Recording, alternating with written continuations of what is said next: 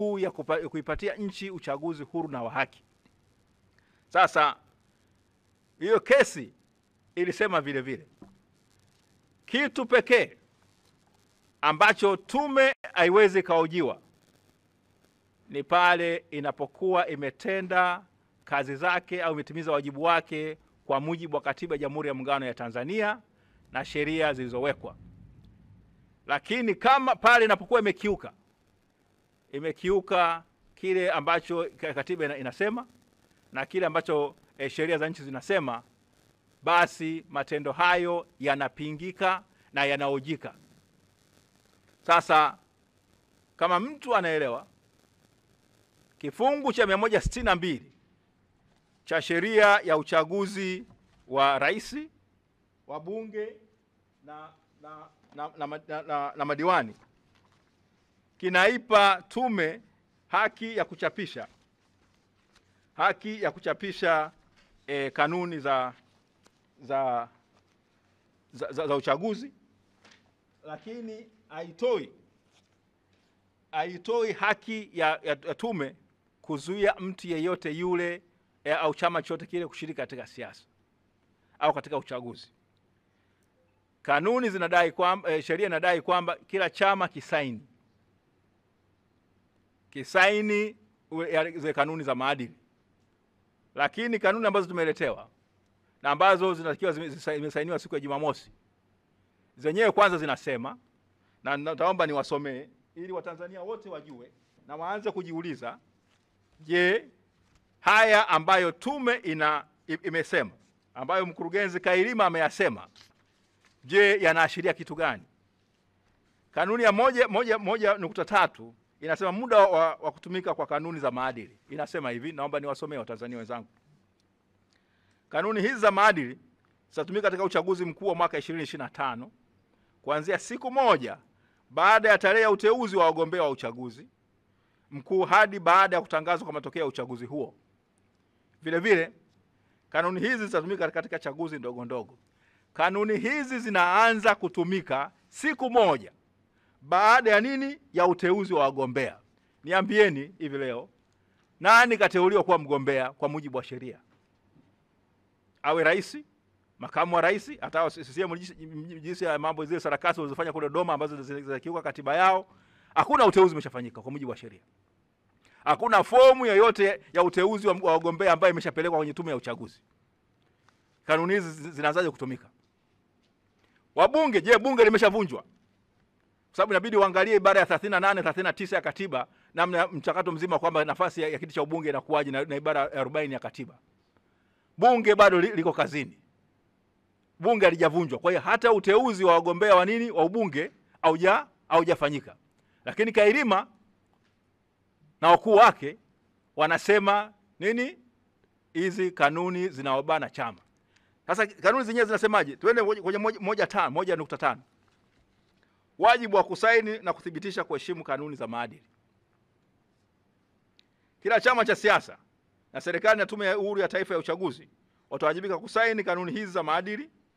Chama cha siasa ambacho hakitasaini kanuni za maadili kitazuiliwa kushiriki katika uchaguzi. Sasa unajiuliza, kifungu cha 162 cha sheria ya uchaguzi wa rais, wa bunge na madiwani akitoa adhabu yoyote kwa kutokusaini, kinasema kutakuwa na penalty. Penalty haiwezi kuwa ni adhabu ya kufanya nini? Mtu kufungiwa. Na kingine, ndugu zangu, nipende kuambia, haki ya kuchaguliwa kuwa mgombea inatolewa na katiba. Na muongozo wa sheria wa kitu gani kinamnyima mtu kuwa mgombea kimetajwa na Katiba ya Jamhuri ya Muungano ya Tanzania. Nitapenda niwapitishe katika vifungu mbalimbali vya katiba ambavyo vinazungumzia sifa hizo. Tukienda ibara ya 39 ya Katiba ya Jamhuri ya Muungano ya Tanzania inasema mtu hata stahili kuchaguliwa kushika kiti cha rais wa Jamhuri ya Muungano wa Tanzania isipokuwa tu kama ni raia wa kuzaliwa Jamhuri ya Muungano kwa mujibu wa sheria ya uraia, ametimiza umri wa miaka 40, ni mwanachama na mgombea aliyependekezwa na chama cha siasa, anazo sifa za kumwezesha kuwa mbunge au mjumbe wa baraza la wawakilishi, na katika kipindi cha miaka 5 kabla ya uchaguzi mkuu hajawahi kutiwa hatiani katika mahakama yoyote kwa kosa lolote la kukwepa kulipa kodi yoyote ya serikali. Je, kuna sharti za kusema saini maadili hapa? Alipo. Vivyo hivyo tuende kwa wabunge. Wabunge tunapata sifa zao za ugombea ubunge. Kwanza makamu wa rais. Tuanze ibara 47 ambayo inasema kutakuwa na makamu wa rais ambaye atakuwa ndiye msaidizi mkuu wa rais kuhusu mambo yote ya Jamhuri ya Muungano kwa jumla na hususan atamsaidia rais kufuatilia utekelezaji wa siku hata siku wa mambo ya muungano. Atafanya kazi zote atakazoagizwa na rais. Atafanya kazi zote za rais kama rais hayuko katika kazini au yuko nje ya nchi. Sasa bila kuathiri, mtu atateuliwa 4 ibara ya 40 na 7 kifungu ibara ndogo ya 4 inasema hivi: mtu atateuliwa kugombea au kushika kiti cha makamu wa rais wa Jamhuri ya Muungano isipokuwa tu kama ni raia wa kuzaliwa wa Jamhuri ya Muungano kwa mujibu wa sheria ya uraia, ametimiza umri wa miaka 40, ni mwanachama na mgombea aliyependekezwa na chama cha siasa, anazo sifa za kumwezesha kuwa mbunge au mjumbe wa baraza la wawakilishi katika kipindi cha miaka 5 kabla ya tarehe ya uchaguzi, hajawahi kutiwa hatiani katika mahakama yote kwa kosa lolote la kukwepa kulipa kodi yoyote ya serikali. Chama akitazuiwa chama akitazuiwa kumpendekeza mtu yeyote kuwa mgombea kiti cha makamu wa rais kwa sababu tu kwamba mtu huyo kwa wakati huo ameshika kiti cha rais wa Zanzibar au kingineo. Sasa ambacho hoja ambayo naizungumzia hapa ni sharti gani hapa ambalo linasema usiposaini kanuni za maadili kutoka kwenye katiba ambalo linasema kwamba wewe uweze kufanya nini? Uwezi kuwa mgombea. Tunakwenda katika ibara ya 67.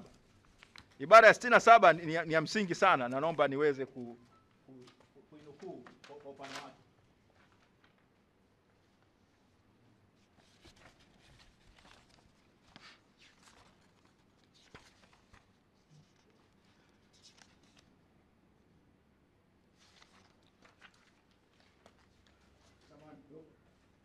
Ibara ya 67 tunakwenda katika ambayo inazungumzia kwa upana wake sifa za mgombea wa kiti cha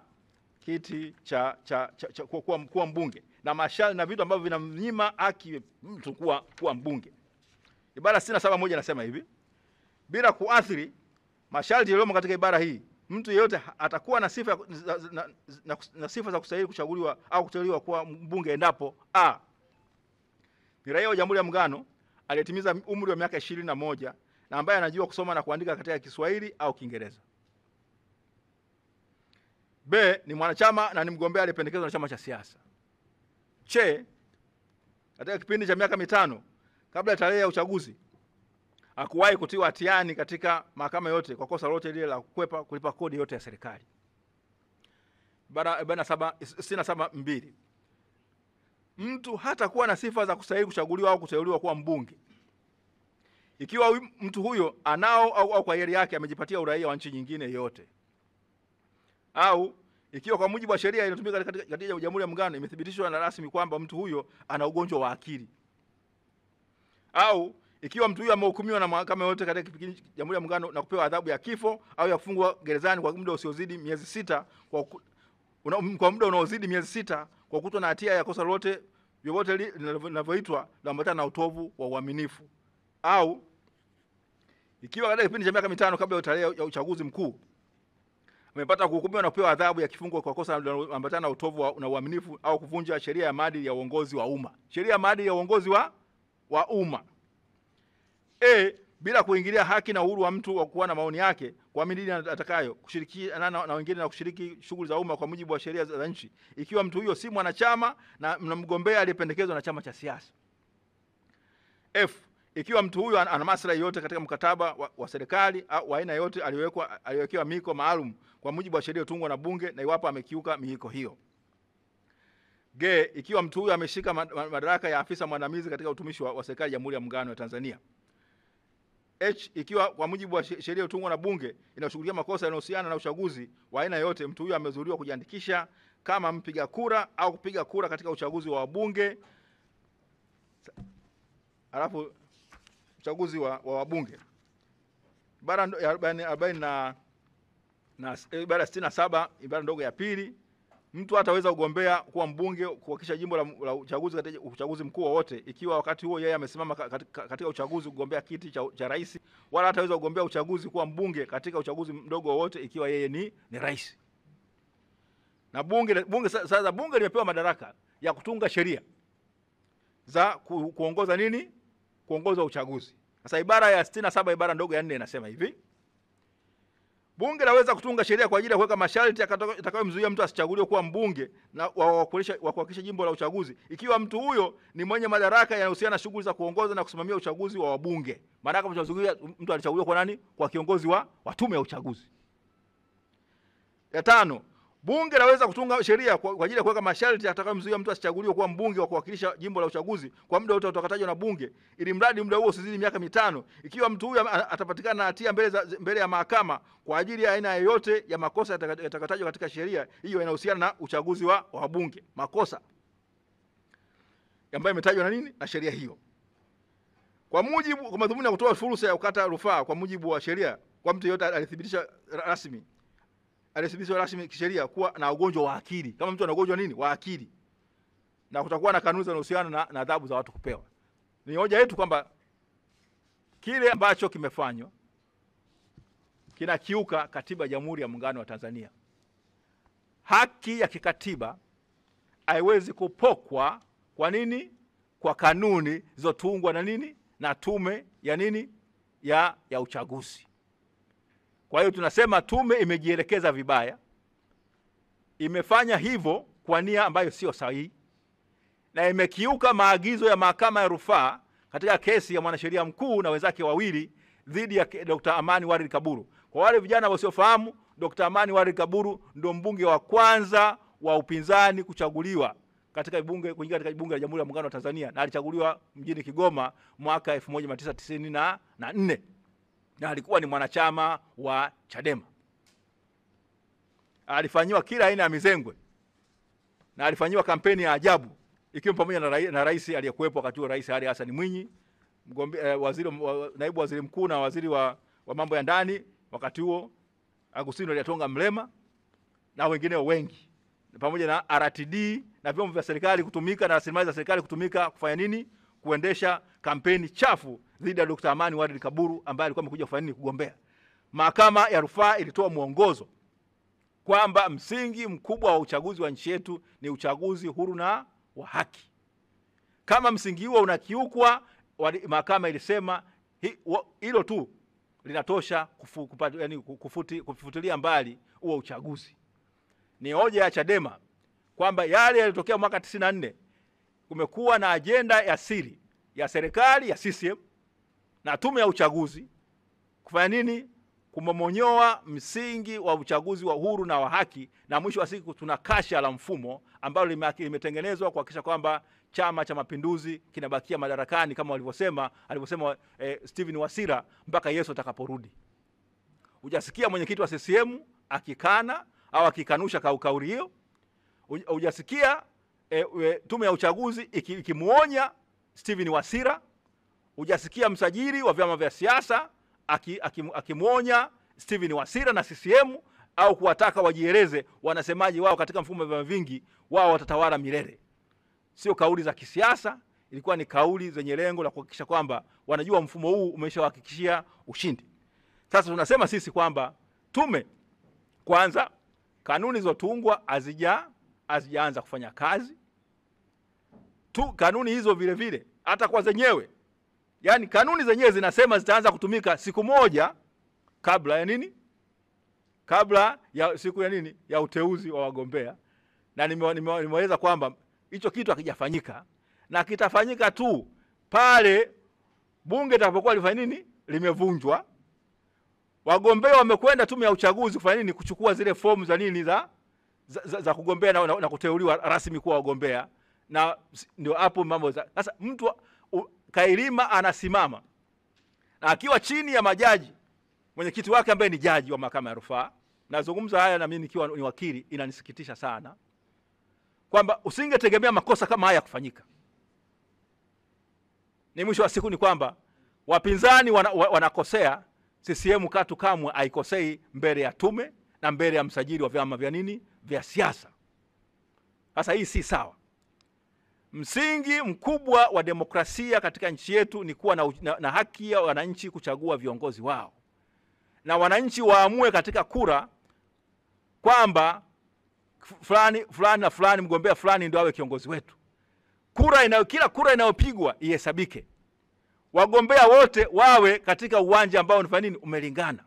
Hiyo ndio imekuwa ni campaign ya Chadema ya no reforms no election, kwa sababu ya mparaganyiko mkubwa wa mfumo wa nini wa uchaguzi ambao tumeushuhudia tokea ule mwaka wa 94 ambao Jaji Nyalali na wenzake, Jaji Mkuu Nyalali na wenzake walitamka, tukategemea kwamba wenye masikio watasikia, hawajasikia. Na mnafahamu kuna kesi nyingine, hawa wenzetu wa CCM katika kesi ya ambayo inahusiana na masuala ya takrima, wa taasisi tatu zilikwenda mahakamani. Taasisi tatu zilikwenda mahakamani na kupinga kifungu ambacho kinaruhusu masuala ya takrima.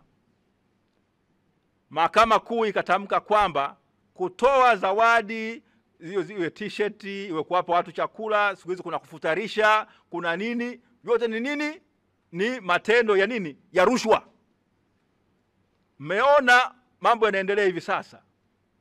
Mwezi uliopita wale ambao ni wabunge na wengine nani wanasema nini? Wanafutarisha kila maeneo, eti matendo ya ukarimu. Miaka yote walikuwa wapi? Lakini mahakama ya rufaa ilitamka kwamba swala yote ambayo yanahusiana na takrima ni kinyume cha katiba na inakiuka msingi mkubwa. Na mahakama ya rufaa, mahakama kuu ilipotamka hivyo, nitaomba nisome kwa Kiingereza kwanza. Hii ni kesi ya mahakama kuu, lakini serikali ilisema kwamba haitaikatia rufaa, maana yake ilikubaliana na uamuzi wa mahakama kuu. Kwa maana huu uamuzi ndio uamuzi wa mwisho kuhusiana na masuala ya kutoa zawadi, kufanya matendo ambayo ya kuwapatia watu t-shirt na kila kitu. Mahakama Kuu ilisema hivi: as correctly submitted by the advocates for the petitioners, the enactment of the takrima provisions is a very dangerous approach in the whole process of conducting elections.